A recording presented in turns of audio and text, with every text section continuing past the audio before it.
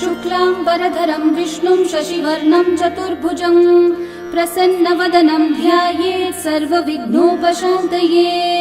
व्यासं वसिष्ठनप्तारं शक्तै पौत्रमकल्मषं पराशरात्मजं वन्दे शुकतातं तपोनिधिं। व्यासाय विष्णुरूपाय व्यासरूपाय विष्णवे नमो वै ब्रह्मनिधये वासिष्ठाय नमो नमः। अविकाराय शुद्धाय नित्याय परमात्मने सदैकरूपरूपाय विष्णवे सर्वजिष्णवे। यस्य स्मरणमात्रेण जन्म संसारबन्धनात् विमुच्यते नमस्तस्मै विष्णवे प्रभविष्णवे। ॐ नमो विष्णवे प्रभविष्णवे।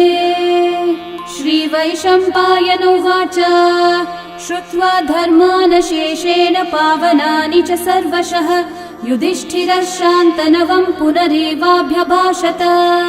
युधिष्ठिर उवाच किमेकं दैवतं लोके किं वाप्येकं परायणं स्तुवन्तः कं कमर्चन्तः प्राप्नुयुर्मानवा शुभम्। को धर्मः सर्वधर्माणां भवतः परमो मतः किं जपन्मुच्यते जन्तुर्जन्म संसारबन्धनात्। श्रीभीष्म उवाच जगत्प्रभुं देवदेवम् अनन्तं पुरुषोत्तमं स्तुवन्नामः सहस्रेण पुरुषस्तततोत्थितः तमेव चार्चयन् नित्यं भक्त्या पुरुषम् अव्ययम् ध्यायन् स्तुवन्नमस्यं च यजमानस्तमेव च। अनादिनिधनं विष्णुं सर्वलोकमहेश्वरं लोकाध्यक्षं स्तुवन्नित्यं सर्वदुःखातिगो भवेत्। ब्रह्मण्यं सर्वधर्मज्ञं लोकानां कीर्तिवर्धनं लोकनाथं महद्भूतं सर्वभूतभवोद्भवम्।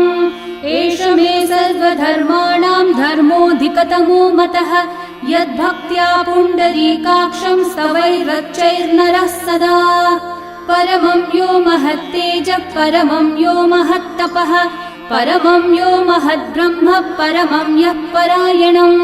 पवित्राणां पवित्रं यो मङ्गलानां च मङ्गलं देवतं देवतानां च भूतानां यो व्ययः पिता यतः सर्वाणि भूतानि भवन्त्यादियुगागमे यस्मिंश्च प्रलयं यान्ति पुनरेव युगक्षये तस्य लोकप्रधानस्य जगन्नाथस्य भूपते विष्णोर्नाम सहस्रं मे शृणु पापभयापहम्। यानि नामानि गौणानि विख्यातानि महात्मनः ऋषिभिः परिगीतानि तानि वक्ष्यामि भूतये। ऋषिर्नाम्नां सहस्रस्य वेदव्यासो महामुनिः छन्दोऽनुष्ठुप् तथा देवो भगवान् देवकीसुतः अमृतांशोद्भवो बीजं शक्तिर्देवकी नन्दनः त्रिसामा हृदयं तस्य शान्त्यर्थे विनियुज्यते। विष्णुं जिष्णुं महाविष्णुं प्रभविष्णुं महेश्वरम् अनेकरूपदैत्यान्तं नमामि पुरुषोत्तमम्।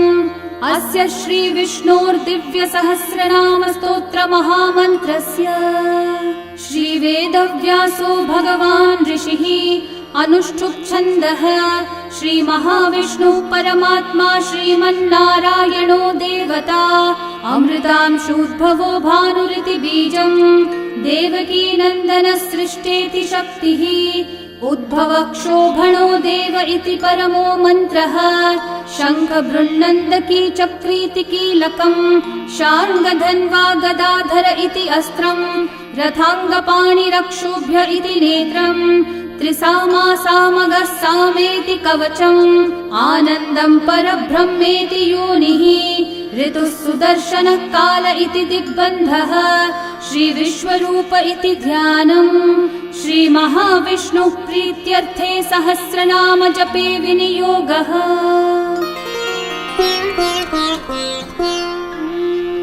ध्यानम् क्षीरोधन्वत्प्रदेशे शुचिमणिविलसत्सैकते मौक्तिकानां माला क्लृप्तासनस्थस्फटिकमणिनिभैर्मौक्तिकैर्मण्डिताङ्गः शुभ्रैरभ्रैरतभ्रैरुपरि विरचितैर्मुक्तपीयूषवर्षैः आनन्देन पुनीयादरिनलिनगदा शङ्खपाणिर्मुकुन्दः भुःपादौ यस्य नाभिर्वियदसुरनिलश्चन्द्रसूर्यौ च नेत्रे कर्णावाशाः शिरौ द्योर्मुखमपि दहनो यस्य वास्तेयमब्धिः अन्तस्थं यस्य विश्वं सुरनरखगो भोगि गन्धर्वदैत्यैः चित्रं रम्यते त्रिभुवन विपुषं विष्णुमीशं नमामि। ॐ नमो भगवते वासुदेवाय। शान्ताकारं भुजगशयनं पद्मनाभं सुरेशं विश्वाधारं गगनसदृशं मेघवर्णं शुभाङ्गं लक्ष्मीकान्तं कमलनयनं योगिहृद्ध्यानगम्यं वन्दे विष्णुं भवभयहरं सर्वलोकैकनाथं मेघश्यामं पीतकौशेयवासं श्रीवत्साङ्कं कौस्तुभोद्भासिताङ्गं पुण्योपेतं पुण्डरीकायताक्षं विष्णुं वन्दे सर्वलोकैकनाथम् नमः समस्तभूतानामादिभूताय भूभृते अनेकरूपरूपाय विष्णवे प्रभविष्णवे सशङ्खचक्रं सकिरीटकुण्डलं सपीतवस्त्रं सरसीरुहेक्षणं सहारवक्षस्थलशोभिकौस्तुभं नमामि विष्णुं शिरसा चतुर्भुजम् छायायां पारिजातस्य हेमसिंहासनोपरि आसीनमं बुधश्याममायताक्षम् अलङ्कृतम् चन्द्राननं चतुर्बाहुं श्रीवत्साङ्कितवक्षसं रुक्मिणी सत्यभामाभ्यां सहितं कृष्णमाश्रये। ॐ विश्वं विष्णुर्वषट्कारो भूतभव्यभवत्प्रभुः भूतकृद्भूतभृद्भावो भूतात्मा भूतभावनः भूतात्मा परमात्मा च मुक्तानां परमागतिः अव्ययः पुरुषः साक्षी क्षेत्रज्ञोऽक्षर एव च योगो योगविदां नेता प्रधानः पुरुषेश्वरः नारसिंहः वपुः श्रीमान् केशवः पुरुषोत्तमः सर्वः शर्वः शिवस्थाणोर्भूतादिर्निधिरव्ययः सम्भवो भावनो भर्ता प्रभवः प्रभुरीश्वरः स्वयंभू शम्भुरादित्यः पुष्कराक्षो महास्वनः अनादिनिधनो धाता विधाता धातुरुत्तमः अप्रमेयो ऋषिकेशः पद्मनाभोऽमरः प्रभुः विश्वकर्मा मनुस्त्वष्टा स्थविष्ठस्थविरो ध्रुवः अग्राह्यः शाश्वतः कृष्णो लोहिताक्षः प्रतर्दनः प्रभुतस्त्रिककुब्धामः पवित्रं मङ्गलं परम् ईशानः प्राणदः प्राणो ज्येष्ठः श्रेष्ठः प्रजापतिः हिरण्यगर्भो भूगर्भो माधवो मधुसूदनः ईश्वरो विक्रमी धन्वी मेधावी विक्रमक्रमः अनुत्तमो दुराधर्षः कृतज्ञः कृतिरात्मवान् सुरेशः शरणं शर्म विश्वरेतः प्रजाभवः अहः संवत्सरो व्याळः प्रत्ययः सर्वदर्शनः अजः सर्वेश्वरः सिद्धिः सिद्धिः सर्वादिरच्युतः वृषाकपिरमेयात्मा सर्वयोगविनिःसृतः वसुर्वसुमनः सत्यः समात्मा संमितः समः अमोघः पुण्डरीकाक्षो वृषकर्मा वृषाकृतिः रुद्रो बहुशिरा बभ्रुर्विश्वयोनिः शुचिश्रवाः अमृतः शाश्वतस्थाणोर्वरारोहो महातपाः सर्वगः सर्वविद्भानुः विश्वक्सेनो जनार्दनः वेदो वेदविदव्यङ्गो वेदाङ्गो वेदवित्कविः लोकाध्यक्षः सुराध्यक्षो धर्माध्यक्षः कृताकृतः चतुरात्मा चतुर्व्यूहश्चतुर्दंष्ट्रश्चतुर्भुजः भ्राजिष्णुर्भोजनं भोक्ता सहिष्णुर्जगदादिजः अनघो विजयो जेता विश्वयोनिः पुनर्वसुः उपेन्द्रो वामनः प्रांशुरमोघः शुचिरूर्चितः अतीन्द्रः सङ्ग्रहः सर्गो धृतात्मा नियमो यमः वेद्यो वैद्यः सदा योगी वीरः माधवो मधुः अतीन्द्रियो महामायो महोत्साहो महाबलः महाबुद्धिर्महावीर्यो महाशक्तिर्महाद्युतिः अनिर्देश्य वपुः श्रीमान् अमेयात्मा महाधृतक् महेश्वासो महीभर्ता श्रीनिवासः सतां गतिः अनिरुद्धः सुरानन्दो गोविन्दो गोविदाम्पतिः मरीचिर्दमनोहंसः सुपर्णो भुजगोत्तमः हिरण्यनाभः सुतपः पद्मनाभः प्रजापतिः अमृत्युः सर्वदृक्सिंहः सन्धाता सन्धिमान् स्थिरः अजो दुर्मशनः शास्ता विश्रुतात्मा सुरारिः गुरुर्गुरुतमो धामः सत्यः सत्यः पराक्रमः निमिषो निमिषस्रग्वी वाचस्पतिरुदारधीः अग्रणीर्ग्रामणी श्रीमान् न्यायो नेता समीरणः सहस्रमूर्धा विश्वात्मा सहस्राक्षः सहस्रपात् आवर्तनो निवृत्तात्मा संवृतः सम्प्रमर्दनः अहः संवर्तको वह्निरनिलो धरणीधरः सुप्रसादः प्रसन्नात्मा विश्वदृग्विश्वभुग्विभुः सत्कर्ता सत्कृतः साधुर्जन्मोर्नारायणो नरः असंख्येयो प्रमेयात्मा विशिष्टः शिष्टकृच्छुचिः सिद्धार्थः सिद्धसङ्कल्पः सिद्धिदः सिद्धिसाधनः वृषाही वृषभो विष्णुर्वृषपर्वा वृषोदरः वर्धनो वर्धमानश्च विविक्तः श्रुतिसागरः सुभुजो दुर्धरो वाग्मी महेन्द्रो वसुदो वसुः नैकरूपो बृहद्रूपः क्षिपिविष्टप्रकाशनः ओजस्तेजोद्युतिधरः प्रकाशात्मा प्रतापनः रिद्धस्पष्टाक्षरो मन्त्रश्चन्द्रांशूर्भास्करद्युतिः अमृतांशूद्भवो भानुः शशबिन्दुः सुरेश्वरः औषधं जगतः सेतुः सत्यधर्मः पराक्रमः भूतभव्यभवन्नाथः पवनः पावनो नलः कामः कामकृत्कान्तः कामः कामप्रदः प्रभुः युगादिकृद्युगावर्तो नैकमायो महाशनः अदृश्यो व्यक्तरूपश्च सहस्रजिदनन्तजित् इष्टो विशिष्टशिष्टेष्ठः शिखण्डी नहुषो वृषः क्रोधः क्रोधकृत्कर्ता विश्वबाहुर्महीधरः अच्युतः प्रथितः प्राणः प्राणदो वासवानुजः अपान्निधिरधिष्ठानम् अप्रमत्तः प्रतिष्ठितः स्कन्दः स्कन्दद्धरो धुर्यो वरदो वायुवाहनः वासुदेवो बृहद्भानुरादिदेवः पुरन्दरः अशोकस्थारणस्थारः शूरः शौरिर्जनेश्वरः अनुकूलः शतावर्तः पद्मी पद्मनिभीक्षणः पद्मनाभोरविन्दाक्षः पद्मगर्भः शरीरभृत् महर्धिरिग्धो वृद्धात्मा महाक्षो गरुडध्वजः अतुलः शरभो भीमः समयज्ञो हविर्हरिः सर्वलक्षणलक्षण्यो लक्ष्मीवान् समितिञ्जयः विक्षरो रोहितो मार्गो हेतुर्दामोदरः सहः महीधरो महाभागो वेगवानमिताशनः उद्भवक्षोभणो देवः श्रीगर्भः परमेश्वरः करणं कारणं कर्ता विकर्ता गहनो गुहः व्यवसायो व्यवस्थानः संस्थानस्थानदो ध्रुवः परर्धि परमस्पष्टः तुष्टः पुष्टः शुभेक्षणः रामो विरामो विरतो मार्गो नेयो नयो नयः वीरशक्तिमतां श्रेष्ठा धर्मो धर्मविदुत्तमः वैकुण्ठः पुरुषः प्राणः प्राणदः प्रणवपृथुः हिरण्यगर्भः शत्रुघ्नो व्याप्तो वायुरधोक्षजः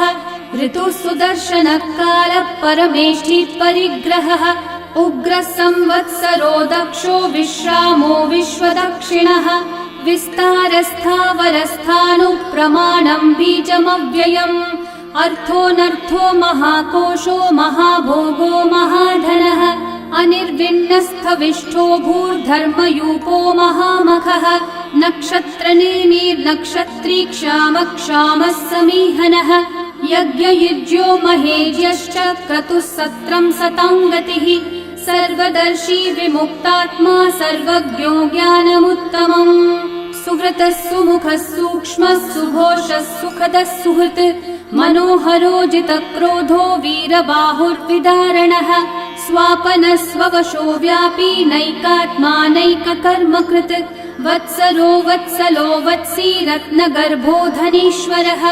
धर्मगुग्धर्मकृद्धर्मी सदसक्षरमक्षरम् अविज्ञाता सहस्रांशूर्विधाता कृतलक्षणः गभस्तिनेमि सत्त्वस्थः सिंहो भूतमहेश्वरः आदिदेवो महादेवो देवेशो देवभृद्गुरुः उत्तरो गोपतिर्गोप्ता ज्ञानगम्यः पुरातनः शरीरभूतभृद्भोक्ता कपीन्द्रो भूरि दक्षिणः सोमपो मृतपः सोमः पुरुजित्पुरुसत्तमः विनयोजयः सत्यसन्धो दाशारः सात्वतां पतिः जीवो विनयिता साक्षी मुकुन्दोमितविक्रमः अम्भो निधिरनन्तात्मा महोदधिशयोऽन्तकः अजो महार्हः स्वाभाव्यो जिता मित्रप्रमोदनः आनन्दो नन्दनो नन्दः सत्यधर्मा त्रिविक्रमः महर्षि कपिलाचार्य कृतज्ञो मेदिनीपतिः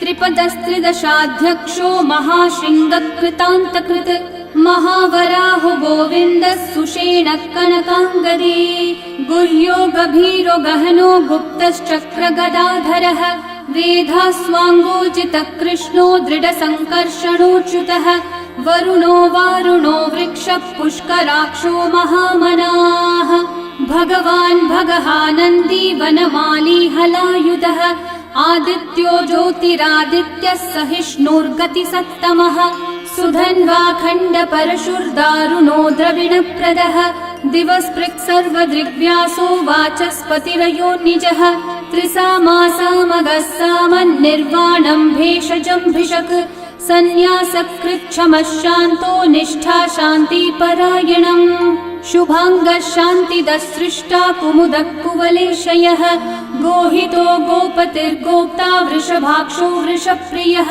अनिवर्ती निवृत्तात्मा संक्षेप्ताक्षेमकृच्छिवः श्रीवत्सवक्षा श्रीवासः श्रीपतिः श्रीमतांवरः श्रीधः श्रीशः श्रीनिवासः श्रीनिधिः श्रीविभावनः श्रीधरः श्रीकरः श्रेयः श्रीमान् लोकत्रयाश्रयः स्वक्षः स्वङ्गः शतानन्दो नन्दिर्ज्योतिर्गणेश्वरः विजितात्मा विधेयात्मा सत्कीर्तिश्चिन्न संशयः उदीर्णः सर्वतश्चक्षुरनीशः शाश्वतस्थिरः भूषयो भूषणो भूतिर्विशोकः शोकनाशनः अर्चिष्मान् अर्चितः कुम्भो विशुद्धात्मा विशोधनः अनिरुद्धो प्रतिरथः प्रद्युम्नोमितविक्रमः कालनेमी निहावीरः शौरी शूरजनेश्वरः त्रिलोकात्मा त्रिलोकेशः केशवः केशिहा हरिः कामदेवः कामपालः कामी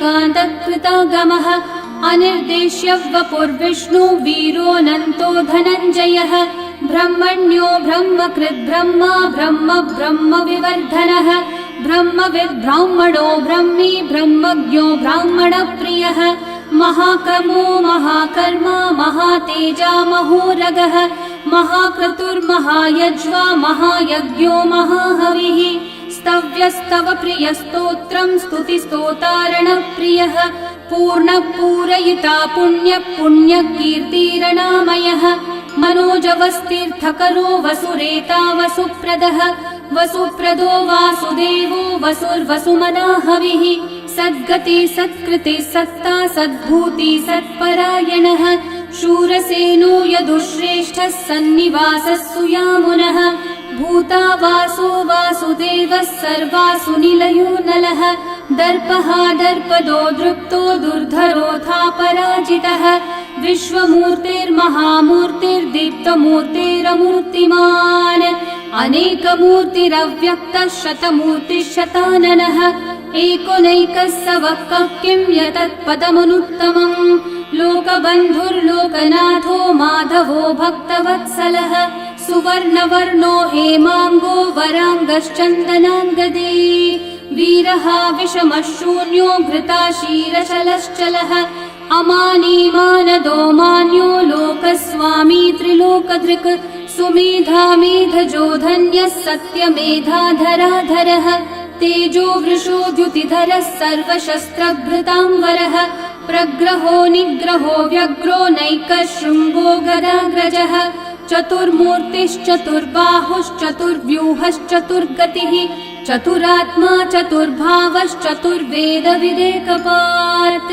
समावर्तो निर्वृत्तात्मा दुर्जयो दुरतिक्रमः दुर्लभो दुर्गमो दुर्गो दुरावासो दुरारिहा शुभाङ्गो लोकसारङ्गः सुतन्तुस्तन्तुवर्धनः इन्द्रकर्मा महाकर्मा कृतकर्मा कृतागमः उद्भवः सुन्दर सुन्दो रत्ननाभः सुलोचनः अर्को वाजस्सनः शृङ्गी जयन्तः सर्वविजयी सुवर्णबिन्दुरक्षोभ्यः सर्ववागीश्वरेश्वरः महाहृदो महाकर्तो महाभूतो महानिधिः कुमुदः कुन्दरः कुन्दः पर्जन्यः पावनो निलः अमृताशोऽमृतवपुः सर्वज्ञः सर्वतोमुखः सुलभः सुव्रतः सिद्धः शत्रुजिच्छत्रुतापनः न्यग्रोधोदंवरोऽश्वत्थः चाणूरान्ध्रनिषूदनः सहस्रार्ची सप्तजिह्वा सप्तैधा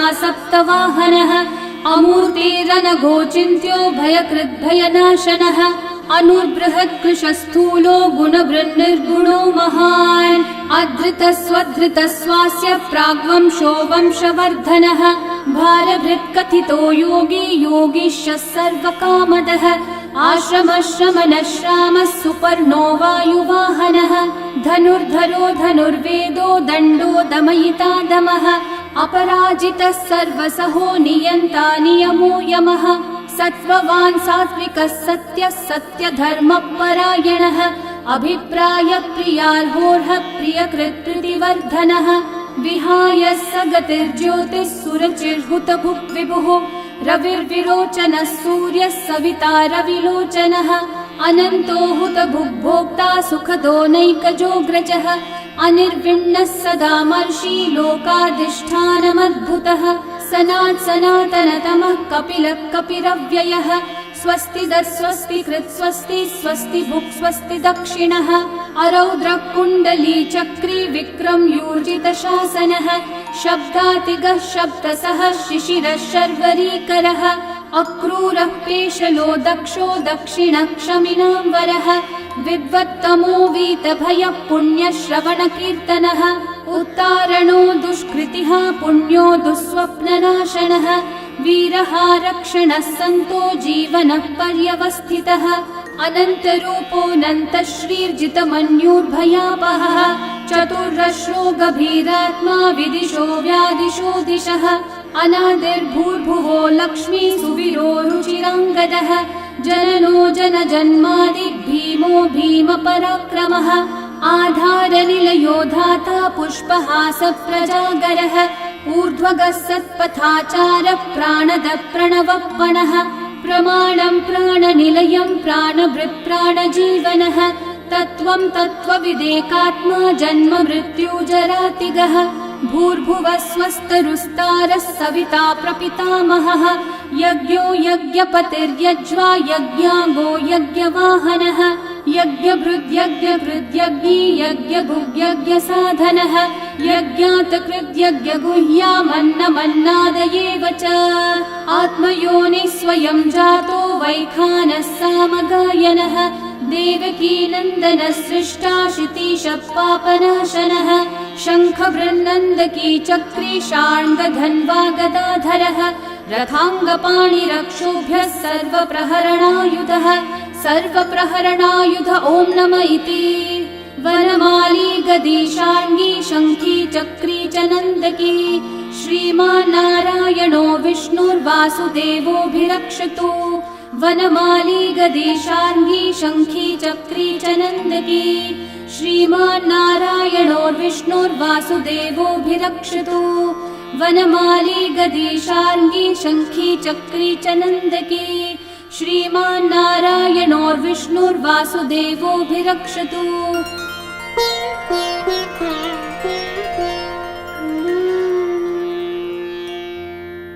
इतीदं कीर्तनीयस्य केशवस्य महात्मनः नाम्नां सहस्रं दिव्यानामशेषेण प्रकीर्तितम्।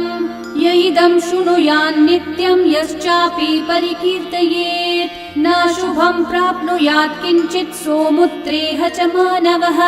वेदान्तगो ब्राह्मणः स्यात् क्षत्रियो विजयी भवेत् वैश्यो धनसमृद्धः स्यात् शूद्रः सुखमवाप्नुयात् धर्मार्थी प्राप्नुयात् धर्मम् अर्थार्थी चार्थमाप्नुयात् कामानवाप्नुयात् कामी प्रजार्थी चाप्नुयात् प्रजाम्। भक्तिमान् यः सदोत्थाय शुचिस्तद्गतमानसः सहस्रं वासुदेवस्य नाम्नामेतत् प्रकीर्तये।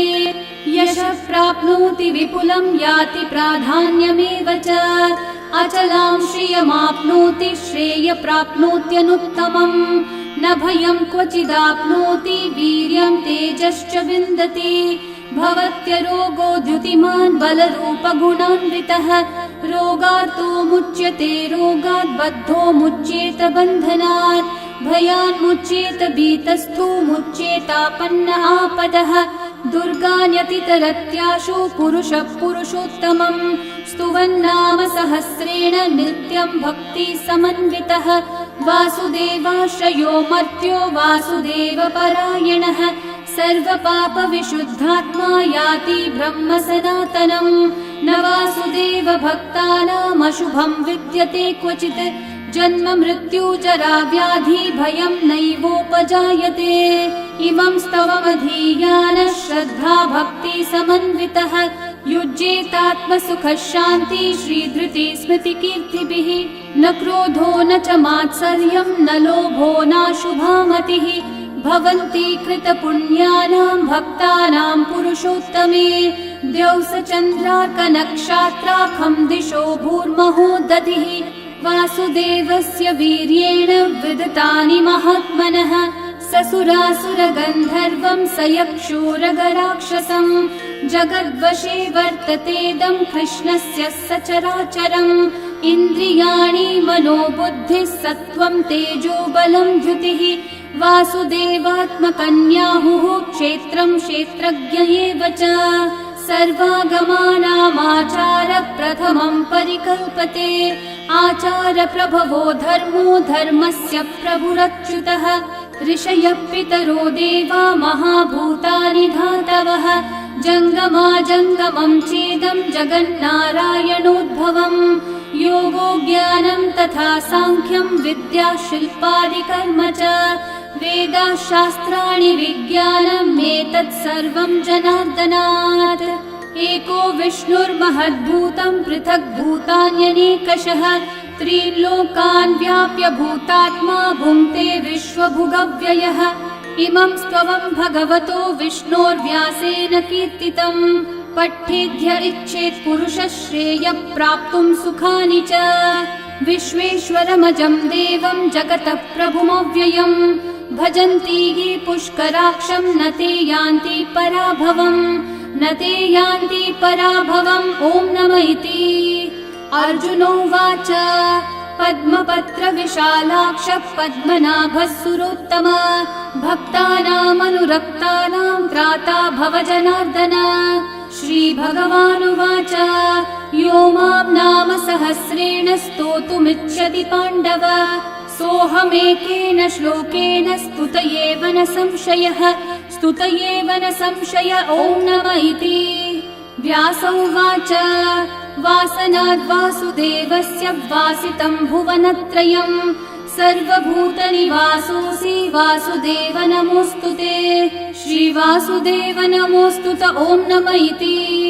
पार्वत्योवाच केनोपायेन लघुना विष्णोर्नाम सहस्रकम् पठ्यते पण्डितेर्नित्यं श्रोतुमिच्छाम्यहं प्रभो। ईश्वरोवाच श्रीराम राम रामेति रमे रामे मनोरमे सहस्रनाम तत्तुल्यं राम नाम वरानने। श्रीराम राम रामेति रमे रामे मनोरमे सहस्रनाम तत्तुल्यं राम नाम वरानने। श्रीराम राम रामेति रमे रामे मनोरमे सहस्रनाम तत्तुल्यं रामनाम वरानने श्रीरामनाम वरानन ॐ नम इति। ब्रह्म उवाच नमोऽस्त्वनन्ताय सहस्रमूर्तये सहस्रपादाक्षि शिरोरुबाहवे सहस्रनाम्ने पुरुषाय शाश्वते सहस्रकोटियुगधारिणे नमः। सहस्रकोटियुगधारिण ॐ नम इति। सञ्जय उवाच यत्र योगेश्वर कृष्णो यत्र पार्थो धनुर्धरः तत्र श्रीर्विजयो भूतिर्ध्रुवा नीतिर्मतिर्मम। श्रीभगवानुवाच अनन्याश्चिन्तयन्तो मा ये जनाः पर्युपासते तेषां नित्याभियुक्तानां योगक्षेमं वहाम्यहम्। परित्राणाय साधूनां विनाशाय च दुष्कृतां धर्म संस्थापनार्थाय सम्भवामि युगे युगे। आर्ता विषण्णा शिथिलाश्च भीता घोरेषु च व्याधिषु वर्तमानाः संकीर्त्य नारायण शब्दमात्रं विमुक्तदुःखा सुखिनो भवन्तु। कायेन वाचा मनसैन्द्रियैर्वा बुद्ध्यात्मना वा प्रकृते स्वभावात् करोमि यद्यत् सकलं परस्मै नारायणायेति समर्पयामि। श्री विष्णु सहस्रनाम स्तोत्रं सम्पूर्णम्।